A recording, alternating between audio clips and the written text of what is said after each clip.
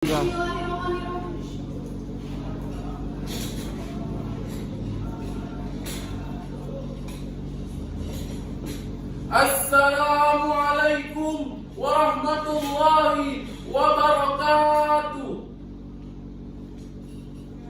Alhamdulillah rabbil alamin. Assalatu wassalamu ala asrafil anbiya wal mursalin wa ala alihi wa sahbihi ajma'in.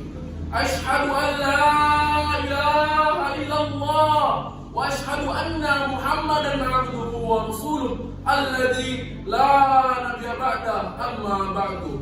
Bapak Ibu Dewan Hakim yang kami muliakan, serta para pensyarah dan hadirin rahimakumullah.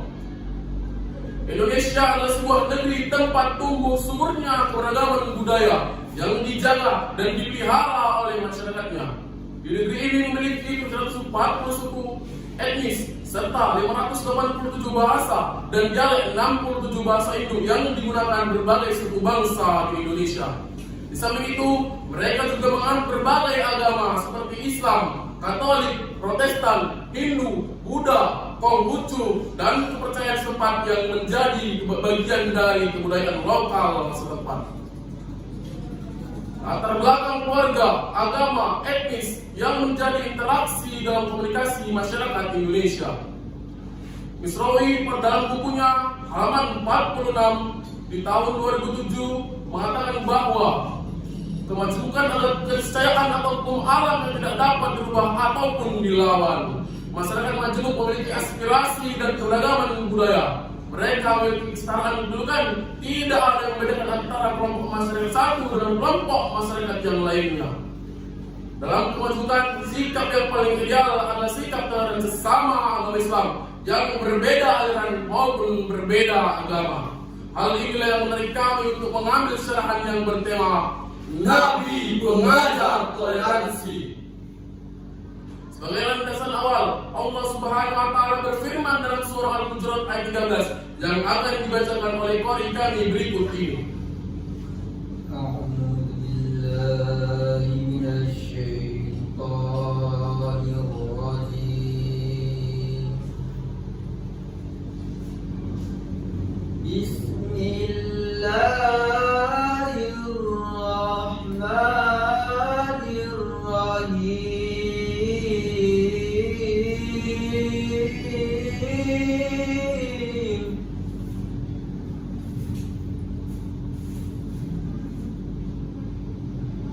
Ya ayyuhan nasu inna khalaqnakum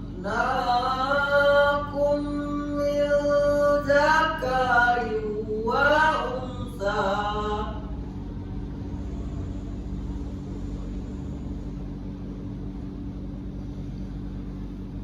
wa ja'alnakum syu'uban wa qabaila lita'arafu.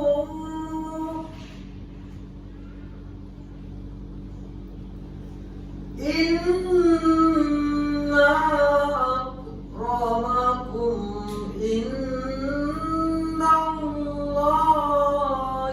atqakum.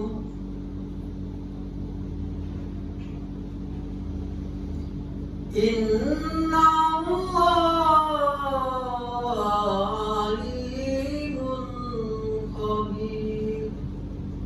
Aku berlindung kepada Allah dari usikan syaitan yang terkutuk dengan menyebut nama Allah yang Maha Pengasih lagi Maha Penyayang.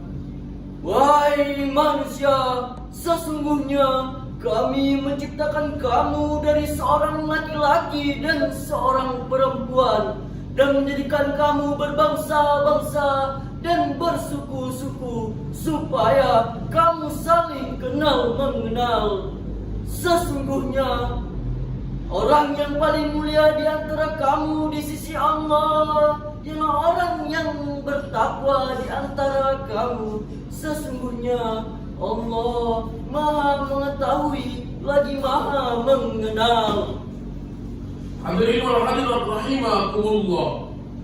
Adapun asbabun nuzul ayat ini menurut Ibnu Asyakir dalam kitab Muhammad bersumber dari Abu Bakar bin Abu Daud mengatakan bahwa ayat ini berkenaan dengan keinginan Rasulullah SAW untuk menikahkan seorang perempuan yaitu Abi Hindin, seorang perempuan dari Bani Baidah. Lalu Bani Baidah mengatakan dengan sinis kepada Rasulullah SAW, "Ya Rasulullah, pantaskah kami menikahkan putri-putri kami kepada budak-budak kami?" Rasulullah SAW belum sempat menjawab. Lalu datang Jibril alaihissalam menyampaikan wahyu yaitu surah Al-Hujurat ayat 13, yang mana dalam ayat ini terdapat kata lita'arrafu. Imam Ali As-Sabuni dalam Syafat At-Tafasir mengatakan artinya adalah agar kamu saling mengenal dan saling berkomunikasi yang harmoni, menebar cinta dan kasih sayang tanpa rasa pilih kasih. Dengan demikian, sikap toleransi mengarah pada sikap yang terbuka dan mau meyakini ada perbedaan yang sudah menjadi di depan Allah Subhanahu wa taala. Hal ini digambarkan dalam Al-Quran surah Al-Mumtahanah ayat 8 yang dibacakan oleh qari kami berikut ini.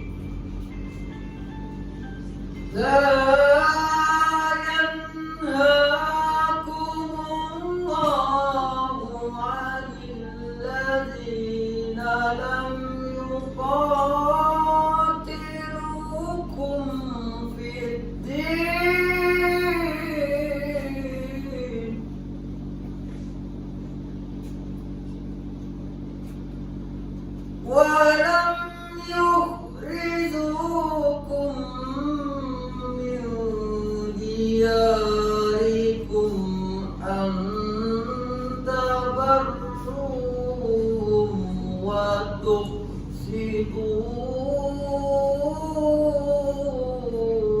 إليهم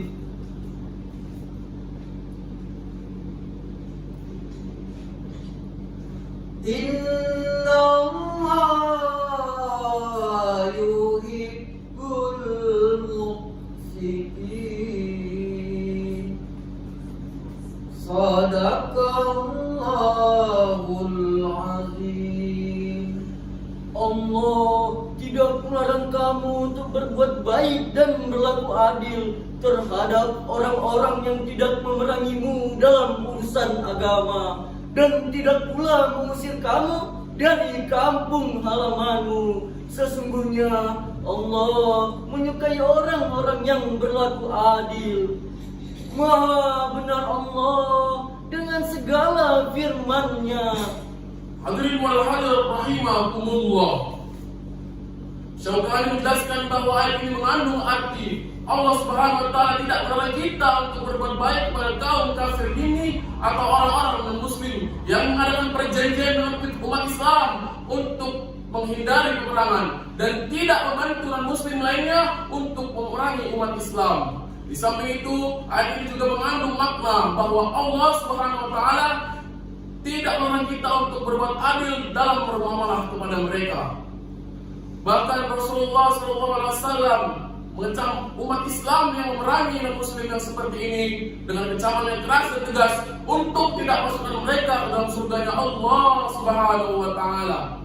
Dalam hadis riwayat Bukhari, Nabi Muhammad SAW bersabda yang artinya, barang siapa yang membunuh non-muslim yang terikat perjanjian dengan umat Islam, maka ia tidak dapat mencium keharuman surga. Sesungguhnya keharuman surga itu dapat dicium dari jarak 40 tahun perjalanan di dunia. Hadirin wal hadirat rahimakumullah. Dalam catatan sejarah, banyak hadis-hadis sahih yang mengatakan bahwa toleransi yang dipegang teguh oleh Rasulullah SAW. Misalnya, Rasulullah SAW menggadaikan pakaian perangnya kepada Abu Syam, seorang lelaki dari kaum Yahudi. Kemudian, sikap beliau dalam bergaul dengan tamu-tamu perempuan dari Yahudi, serta sikap beliau dalam menyambut kaum kafir Najran di Masjid Nabawi. Ali Mustafa menegaskan bahwa toleransi hanya berhubungan dengan keduniaan, tidak berhubungan dengan akidah maupun dengan agama. Toleransi dalam Islam berbeda paham dengan pluralisme yang menganggap semua agama benar dan pemeluknya masuk surga bersama umat Islam kelak. Namun tidak demikian. Sebagaimana firman Allah dalam surah Al-Kafirun ayat 6 yang berbunyi, Lakum dinukum waliyadin. Untukku agamaku, untukku agamaku. Ayat ini diturunkan ketika kaum kafir Quraisy datang menghadap pada Rasulullah SAW. Mereka mengajak Rasul untuk menyembah sesembahan mereka dalam waktu 1 tahun, dan mereka akan menyembah sesembahan Nabi Muhammad, yaitu Allah Subhanahu Wa Taala dalam waktu 1 tahun. Ayat ini diturunkan sebagai penegasan bahwa Islam tidak mengakui ajaran agama-agama lain selain agama Islam, namun Islam mengakui keberadaan agama-agama tersebut. Sebagai simpulan syarah kami pada hari ini ialah: yang pertama, Allah menciptakan manusia dari seorang laki-laki dan perempuan, bersuku-suku dan berbangsa-bangsa, saling berkomunikasi dan bertoleransi. Yang kedua, toleransi telah diajarkan oleh Rasulullah SAW dalam interaksi beragama dengan perjanjian Madinah. Yang terakhir ialah toleransi dilakukan ada batasannya agar terjadi keharmonisan dalam kemajemukan. Sekian saran kami pada hari ini yang akan kami tutup dengan sebuah pantun. Sungguh cantik anak darah. Bila tersenyum mengikat hati, Karena tersilap tutur bicara, maaf diminta sepenuh hati. Billahi taufiq wal hidayah. Wassalamualaikum warahmatullahi wabarakatuh.